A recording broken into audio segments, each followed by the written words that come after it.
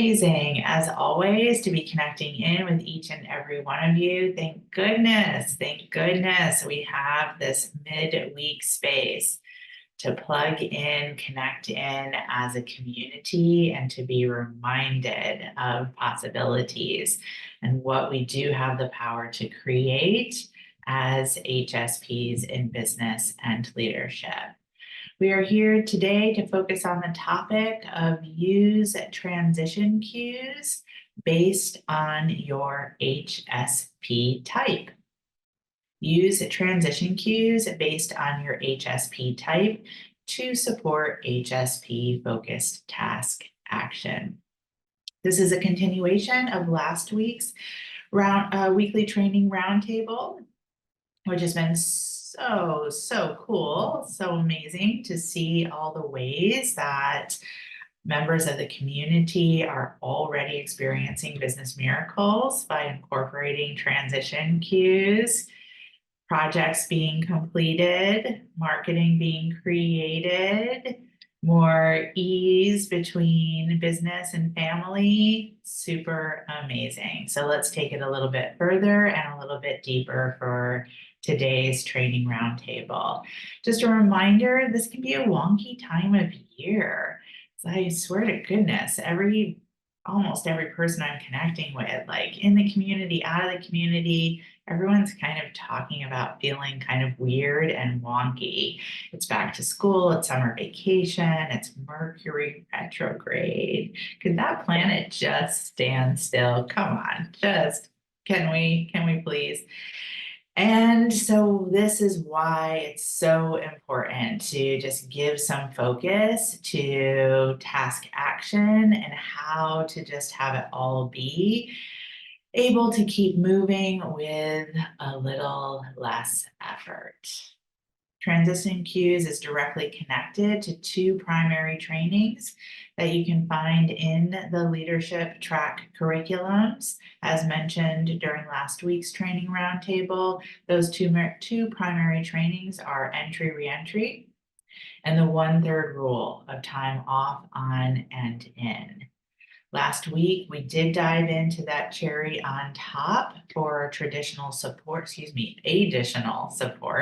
so far from traditional, additional support with entry and re-entry and the 1/3 rule, and that is, again, transition cues. Just a brief reminder, this does come from research from the 1980s, particularly by an educator and psychologist, Nancy K. Schlossberg. Her original work focused on transitions for adults. The real highlight from her research and work is that we are in consistent transition. Her work took this concept of consistent transition and parsed it out into events and non-events. But most importantly, that a transition is a process over time. And again, as she states in her research has no endpoint, but that the transition includes phases of assimilation that people just consistently are moving in, through, and out. Her research was built upon by the early childhood education community, particularly applied to transitions for when children move from one activity to another, and particularly to support children in moving from one activity to another with more ease or less effort and more impact. So last week's training roundtable, we adapted this research and applied it to being an aid in business and leadership, specifically down to the minutia of the day-to-day tasks, all to be able to stay in focused task action by keeping the nervous system calm and out of overwhelm. I shared last week that some of the transition cues that I specifically use are things like turning on and off very specific lights at specific times of the day, connected to specific task actions. Similarly, closing and opening of specific doors. And also I use lighting incense and I use specific oils. So I have a smell and it's literally like my brain is now trained. Oh, time to be focused, time to take a specific task action. As we shared and dove into last week, you want to be asking yourself, so where and when do you have difficulty focusing? And rather than just beating up on oneself, or rather than going into a coping mechanism of pushing through or hiding or getting caught in combo plattering, it's a beautiful indication of inquiry of like, oh, what type of transition cue could I apply here to support myself and actually being able to be more easily focused? Today, we want to take it one step further to support that inquiry and to support the design of your own transition cues. And I really highlight that, the design. You are the conscious creator. Might be valuable to take a moment to write that down as a reminder. And if anyone happens to be wearing the Conscious Creator Business Miracles t-shirt today, you get bonus points and a gold star for your intuition. So to be able to dive further in and design what can really be put in place from a transition cue perspective to support your dominant, and I highlight that, dominant HSP type. So this will both be a beautiful refresh and reminder of the HSP types, an opportunity to revisit the types for yourself, and to be able to more keenly tap into your dominant. And again, I highlight dominant, right? We don't need to get caught in analysis paralysis here, but wait, I'm all the HSP types. Yes, probably to some degree we each are, and we all have a dominant type that we tend toward. So again, revisiting, refreshing, reconnecting to the HSP types, and then taking it further. Interesting. With this HSP dominant type in mind for myself, how can I use this to inform the design of transition cues? All to keep myself in focused task action, out of HSP shadows, out of HSP coping mechanisms. So let's dive in. Let's take a look, a relook at those HSP types, a relook for most of you. So I'm going to ask the team to do some screen share, and we'll start with that opportunity to explore, and we'll move right on to the type 1. So type 1 is empathetic energy. If you tend to have the HSP dominant type of empathetic energy, you tend to easily access a sense of being nurturing and compassionate. It's kind of like a dominant personality characteristic. You excel in creating harmonious environments. You just love it. You love to design your environment. And you also have ease with fostering deep connections. What you're not going to see on the screen, but is going to be added into the chat for you, is the shadow side of type 1, the empathetic HSP type. So unhelpful shadow energy drains that tend to occur for the empathetic HSP type: overprotection, a deep fear of overstimulation, and an even deeper fear of not being able to handle it. So again, the shadow of harmonious environments and fostering deep connections is, oh my gosh, I'm going to have to overprotect myself from the possibility of an overstimulating environment, which might keep you withdrawn from engaging in environments you don't have control over, or that ability to foster deep connections from the shadow side can be too much of the absorber. So think about transition cues. Transition cues and being able to stay focused How can you utilize transition cues truly as part of creating not only a harmonious environment, as in maybe soothing or nurturing, but a productive environment? And how can you use transition cues to support you when it comes to being in relationship with others?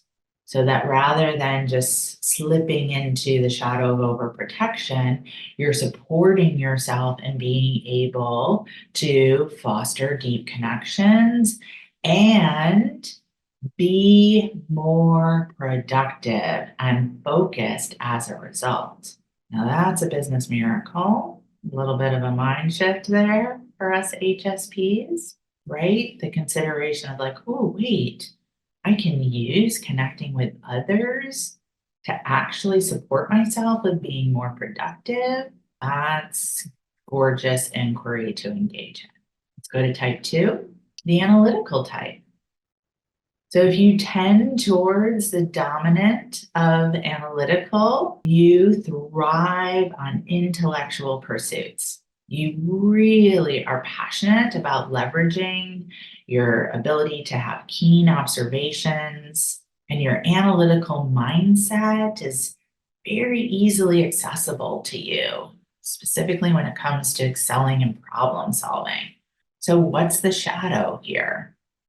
The unhelpful shadow energy drain. Well, absolutely the HSP shadow of analysis paralysis. Too much intellectual pursuing to the point where you feel oversaturated, overstimulated, unable to then take productive, focused task action. And you tend to ruminate and worry rather than engaging your analytical ability to excel in problem solving. You can take a problem and just really work it and work it and work it and fall into the trap of believing that you can think your way out of an issue. And it can really, really lock you down. So how can we use transition cues to support your HSP type?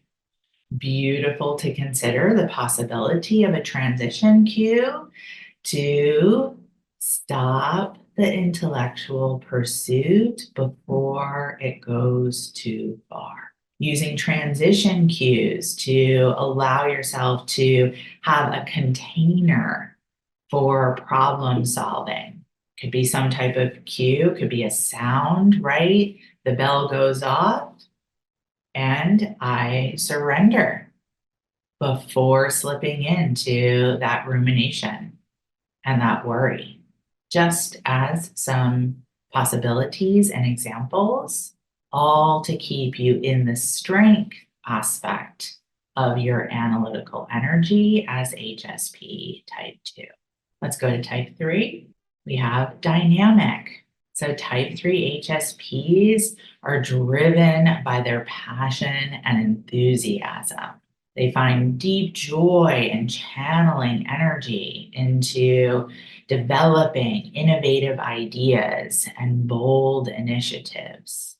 If you tend towards the dominance of HSP type 3, then also your unhelpful shadow energy drain is going to be a tendency towards perfectionism and difficulty with prioritizing and or delegating.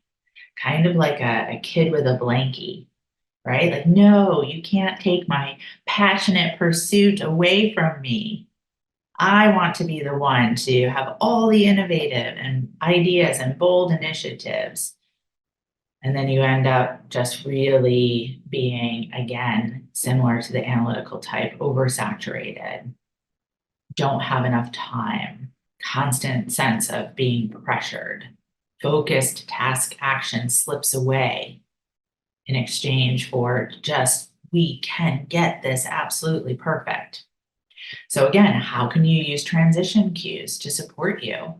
What could you put in place so that the passion has a channel to run on or a channel to flow through?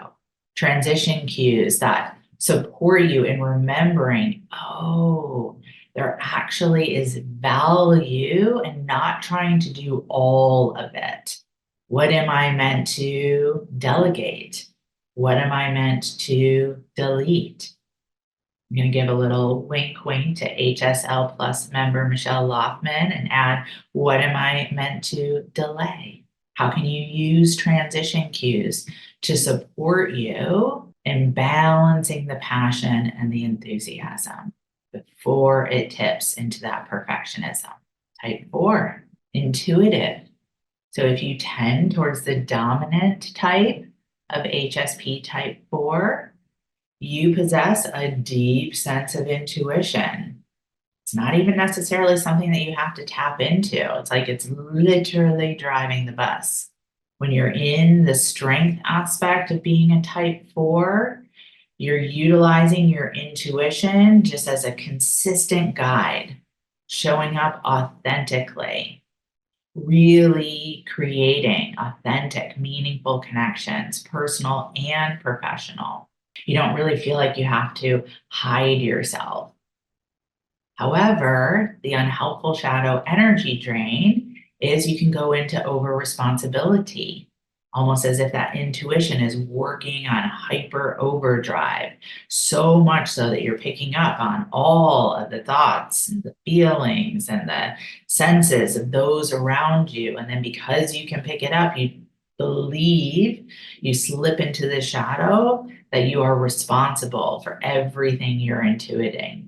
And as a result, you're easily drained. And then lots of recovery needed.